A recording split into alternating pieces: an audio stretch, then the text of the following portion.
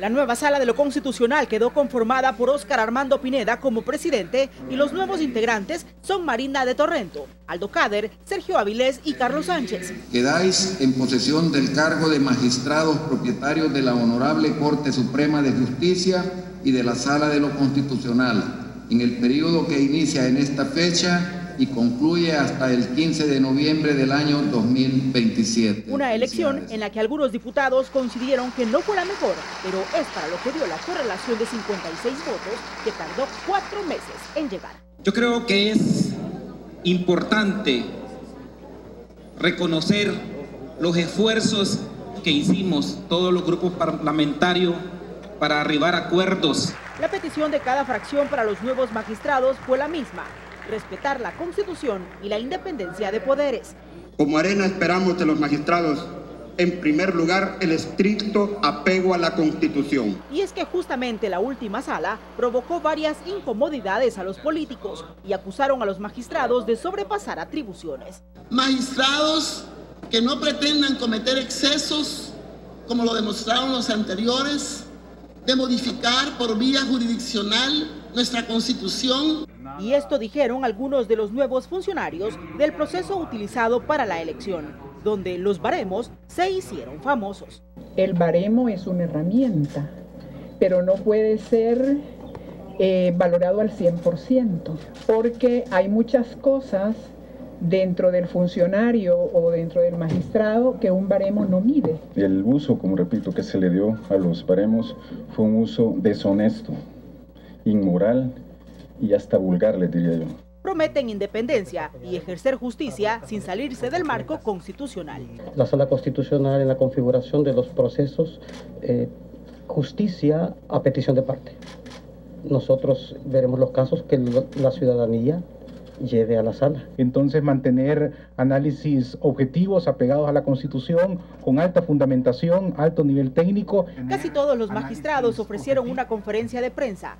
La única ausente fue Sonia Cortés de Madrid, quien logró ubicarse en la lista de los suplentes de la Sala de lo Constitucional.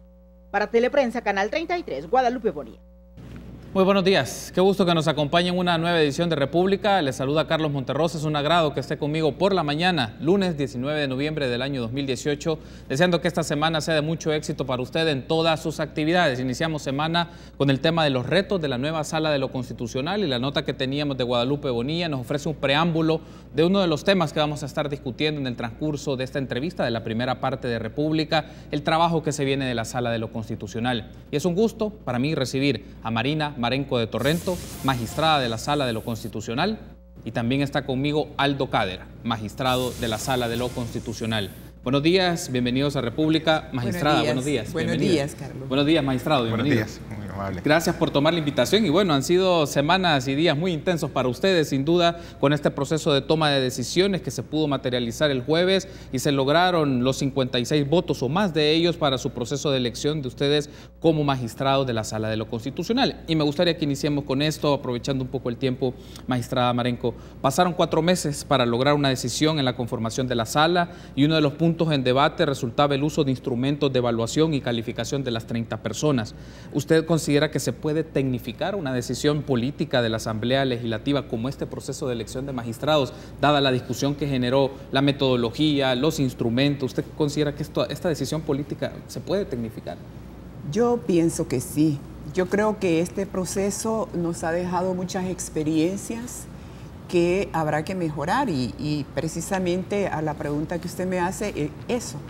Incluso creo que se debe normar para que las reglas estén claras y la participación de los actores, en fin, todo lo que implica el proceso, sí, yo creo que debe de tecnificarse para evitar malos entendidos, para evitar situaciones engorrosas o feas también que se dieron dentro del proceso. Sí, creo que es necesario. Yo creo que es una experiencia. Creo que cuando pasan cosas malas también hay que sacar cosas positivas de allí y creo que de este proceso se va a sacar mucho. Hay que trabajar, quedan otros 3 años para una nueva elección y indudablemente que sí, desde el inicio, ¿verdad? Desde que comience el proceso con con la participación de las asociaciones de abogados, el tema del Consejo Nacional de la Judicatura y por último la elección en la Asamblea Legislativa. Debe de ser todo, no solo en la Asamblea, sino que desde el principio. Uno de los aspectos, y por qué lo consultaba, magistrado Khader, ya teniendo la intervención de la magistrada Marenco, es que en este proceso el Consejo Nacional de la Judicatura avanzó, por lo menos parte del consenso que hemos tenido acá con diversos panelistas y especialistas en el tema, que el Consejo Nacional de la Judicatura avanzó en este proceso, pero en la Asamblea Legislativa no quedó tan claro desde el inicio los criterios para tomar la decisión. Y reitero esta pregunta, ¿usted considera que este proceso se puede tecnificar, se pueden establecer criterios objetivos, que uno de los términos que también he escuchado con frecuencia para una decisión de carácter político? Y cuando me refiero a carácter político, porque se delibera en el Parlamento. Gracias. Sí, antes de responderle, yo solo quiero tomar unos segundos para agradecer a Dios por esta oportunidad que estamos ahora comenzando con mis colegas y agradecer a mi familia por todo este proceso que, como usted bien decía, ha sido un proceso largo, ¿verdad? Mi esposa, mis hijos me han acompañado grandemente, mis padres ya no se diga, mi hermana y mi hermano Nina incluso ha pasado momentos personales complicados y no obstante siempre estuvo el apoyo, así que mis agradecimientos a todos mis familiares. En relación con su pregunta, yo creo que sí han habido algunos avances, ¿verdad? Porque lo que vimos en el Consejo Nacional de la Judicatura, hubo mayor transparencia, hubo audiencias públicas, en donde si bien el debate tal vez no fue lo amplio que se esperaba, pero lo hubo. Y en cuanto a la Asamblea Legislativa, concuerdo que debe de intentarse caminar hacia lo técnico sin desconocer lo político, porque se sabe que es una elección que hace el órgano legislativo que por su esencia es político. Pero yo creo que para evitar todo esto que se dio ahora, podría institucionalizarse o incluso legalizarse los parámetros de selección, para que no hayan estas críticas de que, bueno, alguien sacó algún parámetro, otro sacó otro parámetro, otros no lo hicieron, y entonces ahí empezaron las discusiones de que si tu parámetro era bueno, el mío era mejor, tú ni siquiera tuviste parámetro.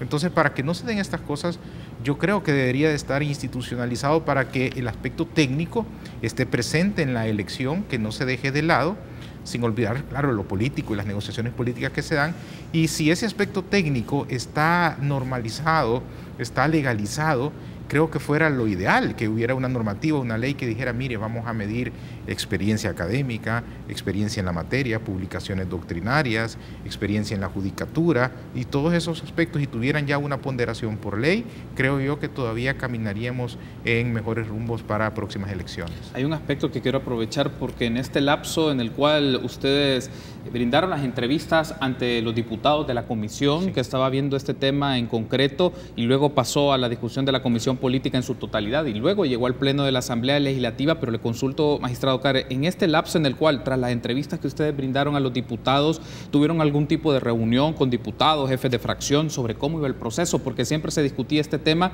es ¿qué tanta intervención o participación tenían agentes como liderazgos de partidos políticos, representados en la Asamblea Legislativa? ¿Ustedes tuvieron alguna reunión en ese lapso tras la entrevista que dieron a los diputados y en el nombramiento que se les ha brindado el día jueves? Mire, nosotros, y hablo por los que fuimos elegidos en FEDAES, tuvimos una ventaja, y sobre todo también los que veníamos del Centro de Estudios Jurídicos, que logramos posicionarnos en los medios de comunicación y tener mucha exposición pública. Entonces creo que eso ayudó a que los señores diputados conocieran mucho nuestros criterios, porque realmente que nosotros pasamos no solo en la campaña, entre comillas, de la elección, sino que después de la elección pasamos mucho en radio, en televisión, para que la población conociera todos nuestros criterios. Luego se da la entrevista en la Asamblea Legislativa, que fue una entrevista pública, ¿verdad? Sí. Luego de eso, bueno, nosotros siempre tomamos la decisión de apoyarnos con nuestra gremial, que era la que nos catapultó, ¿verdad? Que es algo natural, que nos apoyáramos en la gremial, y por medio del Centro de Estudios Jurídicos, pues podían haber algunas, ¿cómo se dice?, algunas dudas que se nos trasladaban sobre nuestra hoja de vida, sobre nuestra trayectoria profesional, que nosotros nos encargamos de aclarar precisamente por esa vía.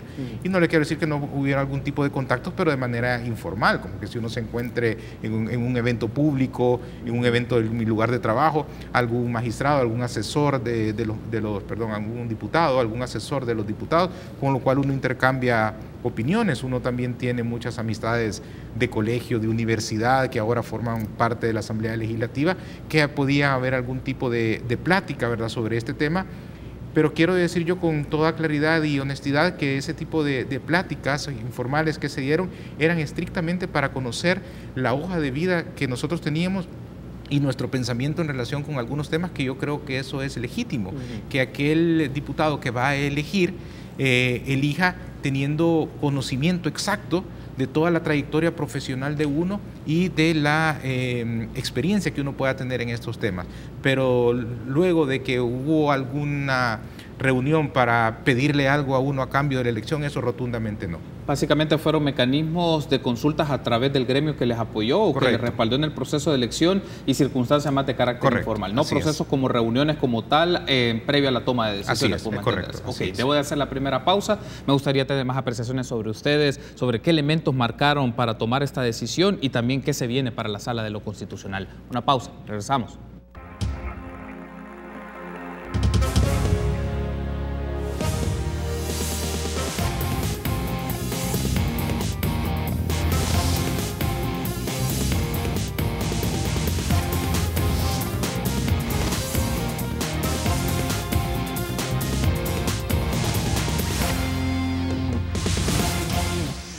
Gracias por ser junto a nosotros en República. Continuamos platicando sobre los retos de la nueva Sala de lo Constitucional. Me acompañan Marina Marenco de Torrento, magistrada de la Sala de lo Constitucional, y Aldo Cader, también magistrado de la Sala de lo Constitucional. Ahora, aprovechando, magistrada, le consulto sobre este tema. Para ustedes, desde este proceso, 4 meses y lo que significó en Asamblea Legislativa, cambios de opinión muy constantes, imagino que con mucha deliberación, pero también por momentos con mucha presión. Desde su perspectiva, ¿qué elemento influyó para desentrampar esta elección? ¿Qué considera usted que cambiaron las condiciones o las correlaciones, como se menciona en el lenguaje legislativo, se permitieran para que el jueves se tomara una decisión? Mire, yo creo que también hubo una presión bastante fuerte de la sociedad civil que participó muy activamente, incluso de la población a través de las redes sociales. Este proceso ha involucrado, yo creo que a toda la población, y eso es algo positivo que nos ha dejado, porque la gente ya no es apática a estos temas, conocen que tienen sus derechos fundamentales, sus derechos humanos, y que saben que en un momento pueden ser tutelados y a dónde acudir. Eso fue lo bueno que dejó este proceso. Y yo creo que la presión que llegase a desentrampar esto para los señores legisladores fue bastante el pueblo, pues la sociedad civil, que estuvo insistiendo la importancia que tiene la Corte Suprema de Justicia y la Sala de lo Constitucional en el tema de la tutela de los derechos fundamentales, temas sensibles como los amparos en temas de salud, en temas de medio ambiente que no pueden esperar, que deben de ser resueltos rápido porque un resultado negativo puede ser irreversible. Creo que influyeron una cantidad de cosas. Yo creo que los señores legisladores sí al final al principio se les veía bastante relajados en las discusiones del tema, pero al final sí se vio que ya estaban ellos bastante apurados, y creo que eso fue bueno. Creo que la participación de la ciudadanía, el que el proceso se abriera, que fuera público, que todo el mundo estuviera pendiente, los medios de comunicación también, que jugaron un papel muy importante. Me parece que todo eso fue lo que llevó a desentrampar el proceso. Hay un asunto acá, y ya, si les parece, entrando un poco al tema del trabajo que se asume ya en la Sala de lo Constitucional. Magistrado Cader, usted en las declaraciones que brindó a la prensa tras su nombramiento mencionó la importancia de tomar un plan de acción ante los casos acumulados que tiene la Sala de lo Constitucional. Se menciona más o menos 983 casos acumulados y se recibieron 213 desde mitad de agosto, cuando ya finalizó su tiempo o su mandato la anterior Sala de lo Constitucional. En concreto, magistrado Cáderes, ¿qué líneas generales conforman ese plan de acción del cual usted se estaba refiriendo el jueves pasado? Sí, yo creo que en este aspecto, como yo mencionaba y lo estuve pensando el fin de semana, si bien no tuvimos que ir a trabajar, pero estaba pensando siempre en la temática, en esto del plan de acción, pude averiguar que a la fecha ha variado un poco la estructura del trabajo de la época que yo trabajaba como colaborador jurídico de la sala. Hay 4 grandes áreas de trabajo en temas procesales jurisdiccionales: habeas corpus, inconstitucionalidades y amparos, divididos en amparos con número de expedientes pares y amparos con número de expedientes impares. Entonces, lo que se ha estilado normalmente es que cada una de estas áreas un magistrado tome como la coordinación superior, pues, para poder delimitar bien las líneas de acción frente a esto. Siempre hay decisión colegiada en todos estos procesos, ¿verdad? No quiere decir que un magistrado es el que va a tomar la decisión unilateral de los casos, eso absolutamente que no es así, pero es para que esté un contacto quizá más directo con el staff de colaboradores, que también es muy importante revisar cómo está, cuántos hay. Entonces, una vez nosotros internamente podamos organizarnos en estas áreas y quién sería el magistrado que va a coordinar más directamente cada uno de estos temas, levantar el inventario de cuántos son los procesos viejos, cuántos son los nuevos, los urgentes en virtud de las demandas que se han presentado, y si hay una situación que amerite resolverla inmediatamente por cuestión fáctica de tiempo importante. Entonces yo creo que eso es lo primero, ¿verdad? Y saber entonces con qué colaboradores vamos nosotros a contar y en qué tiempo podemos empezar nosotros a trabajar, la manera en cómo nos vamos a sentar a resolver como sala de lo constitucional, tomando en cuenta el tiempo que se absorbe la Corte Plena. Entiendo también que se estaban trabajando al menos 3 veces a la semana reunión de sala de lo constitucional en sí, lo cual no quiere decir que en los otros días no se haga nada de ese trabajo. No, lo que pasa es que después hay como estudios individuales de los expedientes, ¿verdad? Y de los casos con los colaboradores, pero como sala, me comentaba el presidente Pineda que al menos eran 3 días a la semana de trabajo y que era un buen ritmo para poder ir sacando los casos acumulados. Entonces yo creo que eso es clave y lo tendríamos que hacer a la brevedad posible, ojalá hoy mismo, a más tardar mañana, podamos ya tomar esas grandes decisiones y a partir de ahí meterle el acelerador, como se dice, y empezar a resolver. Hay un asunto, bueno, además de la cantidad de casos y lo que significa resolver cada uno de estos con sus propias características y según la ramificación del trabajo que asume la Sala de lo Constitucional, magistrado Carles, le consulto, usted luego escucha a la magistrada Marina Marenco, es ¿qué criterios se definen para usted en las prioridades de la agenda de la Sala de lo Constitucional? Es decir, ¿cuáles son los criterios prioritarios para la agenda de la Sala de lo Constitucional en función de los amparos, inconstitucionalidades, habeas corpus? ¿Por qué lo menciono? La sala anterior era una de las preguntas que siempre estaba en el ambiente. Sí. ¿Qué criterios definían que aparecía una sentencia sobre esto, sobre lo otro? Entonces, para usted, ¿cuáles son esos criterios que establecen prioridades para discutirse, ponerse a deliberación y luego emitir una sentencia o una resolución sobre los casos? Sí, buena pregunta. Si de mí dependiera, porque esto digo porque es una decisión que tenemos que tener el consenso, ¿verdad?, de los magistrados de la sala, si de mí dependiera me gustaría poner como de relevancia el orden de antigüedad, ¿verdad? Porque si una demanda entra en enero y otra en febrero y voy a conocerlas en marzo, pues la que primero tendría yo que agarrar es la de enero.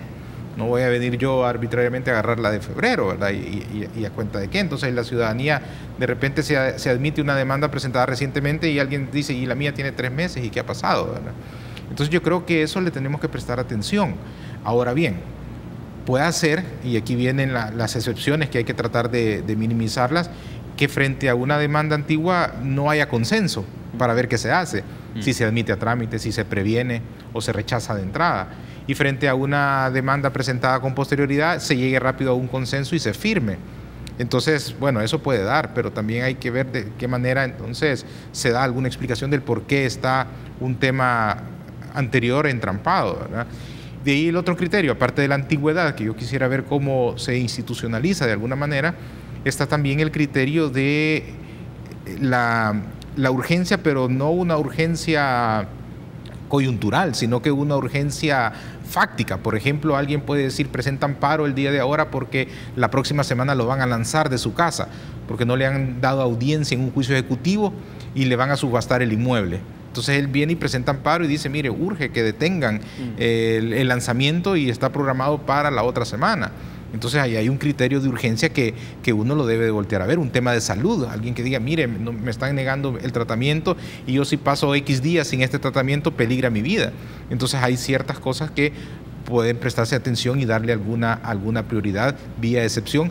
Pero si usted fija estos dos ejemplos que he puesto, derecho a la salud, lanzamiento, ¿verdad? No son temas coyunturales, ¿verdad? Que sacados de la manga, sino que pueden ser aspectos hasta transparentados, ¿verdad? De cuando la sala saque un comunicado y diga que ha admitido a trámite una demanda y explicar el por qué, ¿verdad? Esta demanda tuvo un tratamiento expedito, ¿verdad? Y explicar que se debe a alguna urgencia fáctica, ¿verdad?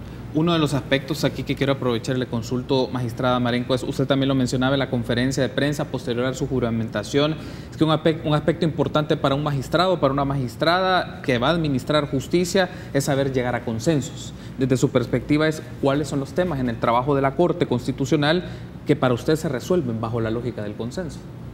Mire, se discuten temas jurídicos, ¿verdad? Yo creo que un magistrado puede tener un criterio, otro magistrado puede tener otro criterio, pero ahí es donde viene la discusión, no de imponer el criterio, sino que de argumentar, de motivar y tratar de llegar a un acuerdo para no estar cayendo en discordias. Porque el tema de las discordias yo siento que es negativo en la administración de justicia, porque a veces se hace una costumbre en cuerpos colegiados o por ejemplo en cámaras, ¿verdad? Que solo son dos y a veces la discordia es negativa. Entonces yo creo que es bien importante, pero obviamente no se trata de imponer un criterio a otro magistrado, sino de que tratar de discutir técnicamente, jurídicamente el tema, para que, a ver si podemos llegar a un convencimiento al otro magistrado y entonces ponernos de acuerdo. Yo creo que eso es válido, ¿verdad? Siempre y cuando el magistrado esté convencido de la posición que el otro le está presentando. Esos son los consensos. El problema es, y como lo dije yo, que si yo me cierro como magistrado y digo lo que yo digo, lo que yo estoy diciendo es así y punto, entonces nos cerramos, pues. Y de lo que se trata es de resolver, de dar una pronta y cumplida justicia con calidad, con rapidez y que la gente quede satisfecha en la tutela de sus derechos. Entonces yo creo que los magistrados tenemos la obligación de ser receptivos de las opiniones y de los criterios de los otros colegas para poder llegar a un consenso. Obviamente habrán casos en que no lo será, ¿verdad? Que uno dice, no, esto para mí no es negociable, este es mi criterio y aquí no me salgo. Entonces ahí vienen a veces la discordia y todo. Habrán algunos de estos temas que seguro generará algún punto de diferencias, como ustedes mencionaban. Debo de hacer la pausa, pero por ejemplo solo lo planteo y luego, si nos permiten, en el siguiente bloque lo discutimos. Hay unos casos donde hay medidas cautelares, pero no hay sentencias definitivas. El caso del Citrams, por ejemplo, sí, es uno de esos casos que ustedes van a conocer y me gustaría tener su apreciación sobre esto, pero también otros que implica la relación con el órgano ejecutivo y con la Asamblea Legislativa. Por ejemplo, el caso de la Fiscalía General de la República o la reforma de esta ley, que tanto puede llegar a la Sala de lo Constitucional y qué implicaciones tiene. Debo hacer una pausa. Vuelvo en minutos.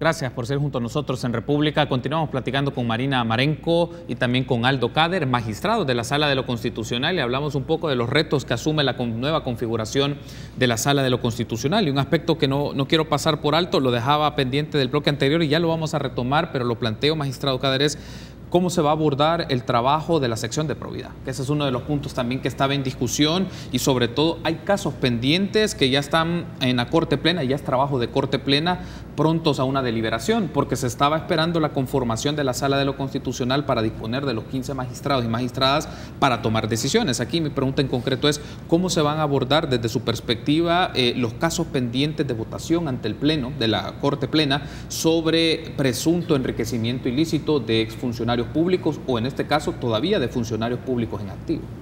Sí, en mi caso particular, en el tema de probidad, a mí me interesaría, lo primero, de entrada, conocer el estado de esos casos, en qué nivel están, porque aquí en probidad yo creo que hay que distinguir varios niveles. Una cosa es, por ejemplo, que a alguien le estén solo revisando una declaración de salida, por ejemplo, que haya presentado recientemente, y eso no implica nada, y es lo normal, ¿verdad? Que haya presentado declaración de probidad de entrada, sale de un cargo, la presenta, y ahí se están haciendo los análisis respectivos, digamos que eso es lo normal. Otra cosa es que en ese análisis ya se haya detectado algo irregular, y entonces ya pase a otra etapa, ¿verdad? Que ya es otro nivel. Y luego los casos en que ya hay, después de esa investigación, se cree que hay indicios y pasa algún proyecto de resolución a Corte Plena, ya es otro nivel, es decir, ahí tenemos que distinguir los niveles. Entonces sería de averiguar, ¿verdad?, qué casos están en cada uno de estos niveles. Los que se había escuchado que ya estaban en poder de Corte Plena, sí, que estaban ya solo para discutir si se enviaba o no a juicio, eso también, saber en qué estado está, estudiar los proyectos, conocer, ¿verdad?, los indicios que hay del por qué se está considerando que hay algún enriquecimiento ilícito y tratar, ¿verdad?, de escuchar al resto de colegas de Corte Plena cuál es el punto de vista de ellos sobre estos temas, cómo es que se agenda, con qué frecuencia los vamos a estar viendo en Corte Plena. Pero lo primero en este caso, en mi caso particular, que voy entrando el día de ahora, es conocer bien el terreno, ¿verdad? Y a partir de ahí también, algo que yo siempre mencionaba antes de la elección, era verificar la ley de probidad, cuál es el procedimiento que se sigue. Es un tema delicado, no puede estar sujeto a un procedimiento administrativo ambiguo, vago, con vacíos, hasta con dudas de inconstitucionalidad, por decirlo así.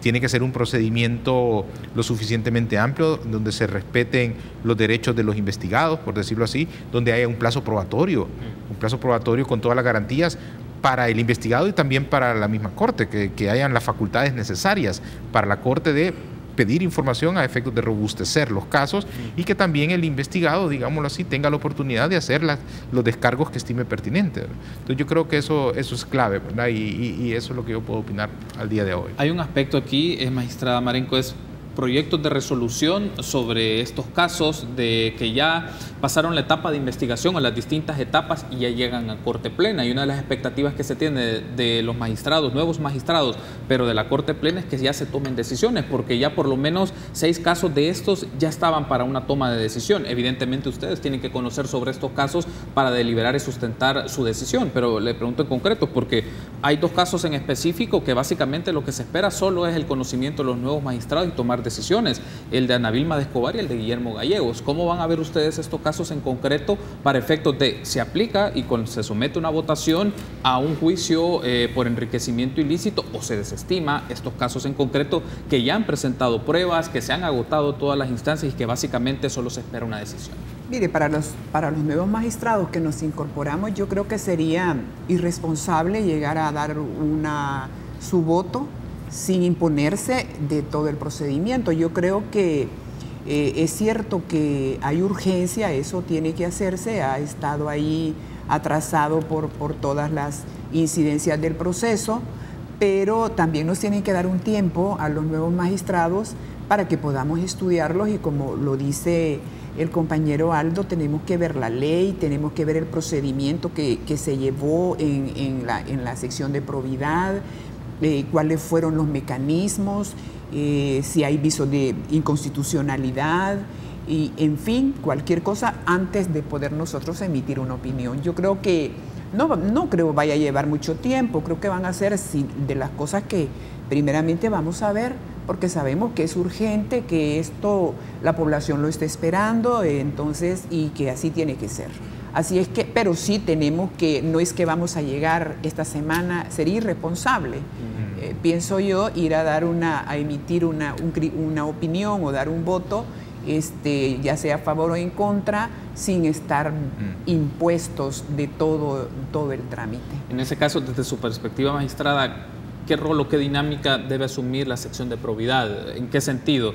La configuración anterior y algunos magistrados también se distribuían en la Comisión de Ética y de Investigación sobre este proceso. Desde su perspectiva, ¿qué dinámica debe asumir la sección de probidad para efectos de dar más investigaciones, más insumos y más elementos de juicio para los magistrados y la Corte Plena? Mire, desde mi punto de vista personal, yo sí creo que hay que hacer algunas modificaciones en el procedimiento, en los trámites, de acuerdo a la ley. Es una ley viejísima, que hay que modernizarla, incluyendo el tema de la oralidad también.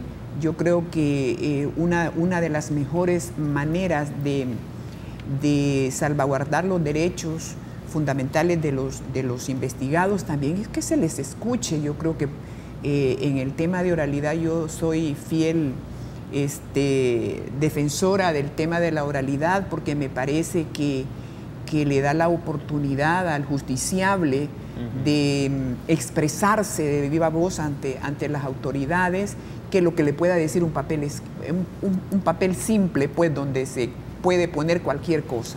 Entonces, incluso la sala anterior estaba, la sala constitucional estaba llevando ya temas orales, temas en audiencia, que yo creo que eso puede llegar a la sección de probidad también. A mí me parece que eso sí es bien importante, es una idea, ¿verdad? Pero que la podemos discutir con los colegas y ver si podemos trabajarla de esa manera. Otro de los aspectos que se discute y es parte fundamental del rol y del trabajo que tendrá una persona al frente de una magistratura en la Sala de lo Constitucional es el tema de la independencia. Le consulto, Aldor, ¿cómo garantiza usted, magistrado Kader, independencia, por ejemplo, del sector privado? Consultándole esto, que usted tiene un familiar que es miembro de una asociación o de una gremial de industria. ¿Cómo garantiza usted independencia de que este sector no quiere influir en la toma de decisiones que usted emita, en las sentencias, en las inconstitucionalidades o en los recursos? Gracias. Sí, yo creo que es importante esto que usted me menciona, porque en efecto yo escuché algunos comentarios de este familiar primo de mi papá, que estaba como presidente de ASI, ¿verdad? Sí. Eduardo Kader. Yo no lo he negado ni lo he escondido, ¿verdad? Pero lo cual no quiere decir que porque algún familiar de uno, ¿verdad?, más cercano, ¿no?, esté en alguna gremial, en algún partido político, donde fuere, pues eso no significa que uno ya automáticamente, ¿verdad?, responde a esos criterios. Uno también puede tener familiares con ideologías distintas, ¿verdad?, ideologías de derecha, ideologías de izquierda. Puede tener unos familiares empresarios, familiares que estén en el sector público actualmente. Entonces eso, hay una diversidad, ¿verdad?, de contactos que uno puede tener, igual amistades, ¿verdad?, igual compañeros de universidad que ahora están en partidos de derecha, partidos de izquierda. Entonces, aquí lo importante es la conciencia, en este caso del magistrado, de haber jurado. El día que nos tomamos posición, juramos, ¿verdad?, respetar la Constitución, y eso haría yo, es decir, tomar decisiones apegadas a la Constitución conforme a mi criterio jurídico. Que pueden haber presiones, que pueden haber mensajes de que quieran que resolvamos en determinado sentido. Bueno, sabemos que eso va a llegar, pero hay que tomarlas, recibirlas y punto, ¿verdad? Y luego al momento de firmar una decisión conforme al criterio de cada quien, apegado a la Constitución. Que eso, y desde ya lo menciono, vaya a molestar a algún sector o a otro, eso es normal, ¿verdad? Van a haber decisiones que vamos a tomar como sala que van a, tal vez, a tener contento a un sector y enojar a otro, y después en la siguiente resolución se invierten los papeles. Es decir, porque acá siempre no se puede quedar bien con todo el mundo con una resolución, ¿verdad? Y eso va a ser así, y somos conscientes. Entonces debemos de abstraernos de eso, no hacer las resoluciones para quedar bien con un sector ni para caerle mal a otro sector, sino que tomar la decisión, tener la tranquilidad que ha sido nuestro criterio, y ahí lo importante va a ser la fundamentación de nuestra resolución. Y otra cosa importante, respetando todos los principios procesales que rigen los procesos constitucionales. Nuestra garantía es esa, respetar los principios constitucionales y fundamentar nuestra resolución.